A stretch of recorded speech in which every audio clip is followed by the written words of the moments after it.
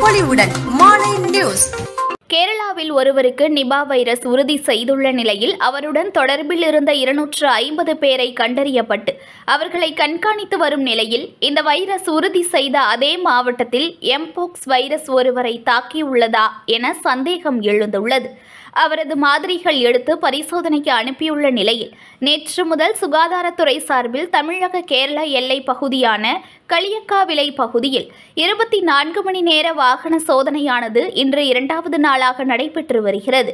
கேரளா மாநிலம் மலப்புரம் மாவட்டத்தில் ஒருவருக்கு காய்ச்சல் பாதிக்கப்பட்டு மருத்துவமனையில் அனுமதித்து சிகிச்சை நடைபெற்று வந்த நிலையில் அவருக்கு நிபா வைரஸ் உறுதி செய்யப்பட்ட நிலையில் அவர் சிகிச்சை பலனின்றி உயிரிழந்தார்.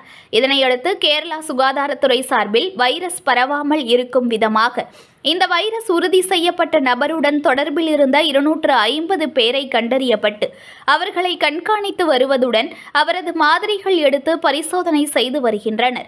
மேலும் மலப்புரம் மாவட்டத்தில் காய்ச்சல் பாதிக்கப்பட்ட நபர் ஒருவருக்கு எம்போக்ஸ் வைரஸ் பாதித்துள்ளதா என சந்தேகத்தின் பேரில் அவரது மாதிரிகள் எடுத்து பரிசோதனைக்காக அனுப்பி வைத்துள்ளனர். தற்போது கேரளாவிலிருந்து தினசரி ஆயிரக்கணக்கான மக்கள் குமரி வழியாக தமிழகத்தின் பல்வேறு பகுதிகளுக்கு தினசரி அரசு பேருந்துகள், இருசக்கர வாகனங்கள் மற்றும் தனியார் வாகனங்களில் செல்வதால் குமரி தமிழக கேரள எல்லை பகுதியான களியக்காவிளை பகுதியில் சுகாதாரத்துறை சார்பில் நேற்று முதல் கேரளாவில் இருந்து வரும் வாகனங்களை சோதனையில் ஈடுபட்டு வருகின்றனர்.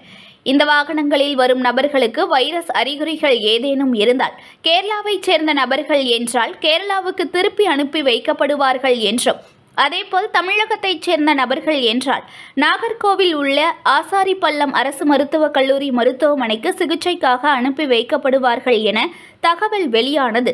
இதனையடுத்து தமிழக கேரள எல்லை பகுதியான களியக்காவிளை பகுதியில் சுகாதாரத்துறை சார்பில் காலை 8 மணி முதல் 2 மணி வரையிலும், மதியம் 2 மணி முதல் இரவு 8 மணி வரையிலும், இரவு 8 மணி முதல் காலை 8 மணி வரை என படிமாற்ற முறையில் 24 மணி நேர வாகன சோதனையானது 2வது நாளாக நடைபெற்று வரும் நிலையில் சுகாதாரத்துறையினர், போலீசார் உதவிகளுடன் தனியார் வாகனங்கள், இருசக்கர வாகனங்கள், அரசு பேருந்துகள் என அனைத்து வாகனங்களையும் தீவிரமாக சோதனை செய்து வருகின்றனர். புத்த புது பொலிவுடன் மாலை நியூஸ்.